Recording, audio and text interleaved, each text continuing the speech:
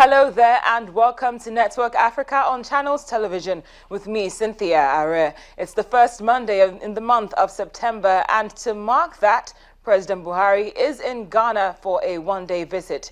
Just before we bring you the latest concerning that visit, here's a quick summary of the top 3 stories which made headlines on the African continent this past weekend. Islamist militants Al-Shabaab seized control of 2 towns over 2 days in southern Somalia and attacked 2 African Union convoys in the same region.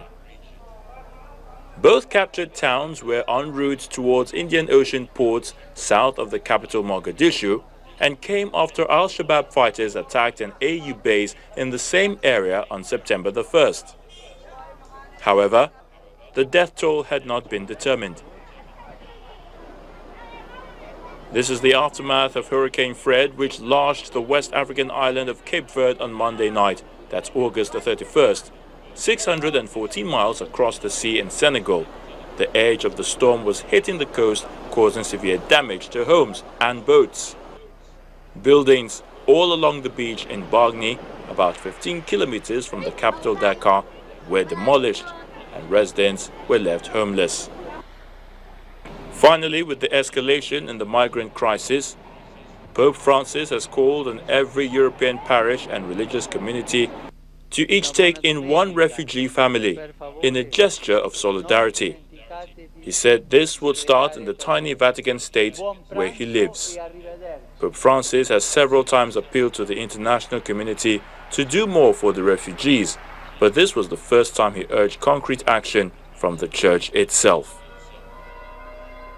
As we speak, the President of the Federal Republic of Nigeria, Muhammadu Buhari, is in Ghana for a one-day working visit. The President touched down at the Kotoka International Airport, where he inspected a guard of honor mounted in his honor. He was received by the Ghanaian counterpart, or his Ghanaian counterpart, President John Mahama, and the support of Nigerians residing in Ghana was truly felt when they arrived in mass at the airport under 2 large banners. President Buhari is currently holding bilateral talks with his counterpart, President John Mahama. For more on this visit, we go live to Accra, where Joy TV's Elton Brobby is standing by. Elton, thank you very much for joining us. You're welcome. Thank you. Now, since you're on ground, could you tell us what exactly these 2 presidents are talking about? Okay, what is happening right now is that we are at the Federation Lodge, presidential villa outside of Accra, and President John Mahama and Muhammadu Buhari, they are held up in a closed-door meeting together with government delegation from Ghana and Nigeria. They are discussing a whole range of issues. What we've been told is that Boko Haram is key on the agenda. Also, improvements in trade between Ghana and Nigeria, and also bilateral relations is something that the 2 leaders are discussing at the moment. We've been told by the Minister for Communication here in Ghana that very soon they will come out of the Federation Lodge conference room, and then the 2 leaders will address the media, because President Mahama is also scheduled to submit his nomination form to contest as presidential candidate of the NDC at 4 p.m. today, just about an hour away.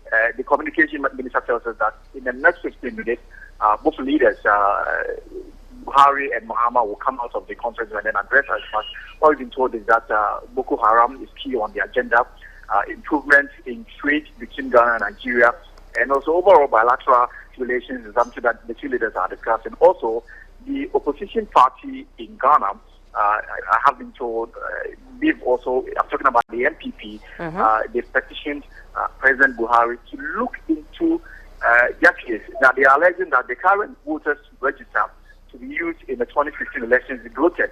They are claiming that over 2 million names are on the list, and these names are not Ghanaians. These are people from Togo, Burkina Faso, Nigeria, and they want President Buhari to impress on President Mahama the need for the Electoral Commission to, open a new voters register to give some credibility to the 2015 elections. And they are also been knocking on the doors of President Buhari to have a close-door meeting with him, so that later this evening, when President Mahama and President Buhari have a state dinner in honor of the Nigerian leader, he will pass on a word to President Mahama. So in the next 15 minutes, we will be told exactly what the two leaders have been discussing behind closed doors here at the Federation Lodge. And then we have been told that President Buhari will meet with the Nigerian community in Ghana, and then President Mahama will move to his party headquarters to present his nomination form. Then later in the evening, President Buhari will be hosted by the Ghanaian president to a dinner. Well, that's a lot of discussion for just one day. But just before I let you go, Elton, I have to ask. People are asking questions about the timing of this visit. Why is it coming right now?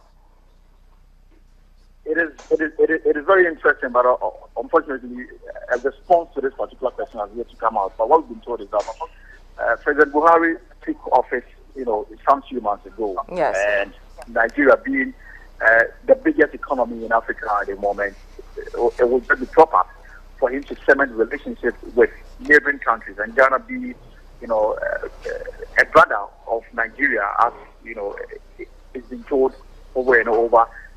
It would just be proper that the president of Nigeria pay a courtesy call on President Mahama to formally introduce himself to the president of Ghana and to Ghanaians, so that relationship that has existed for several years will be cemented. That has been the main reason we've been given,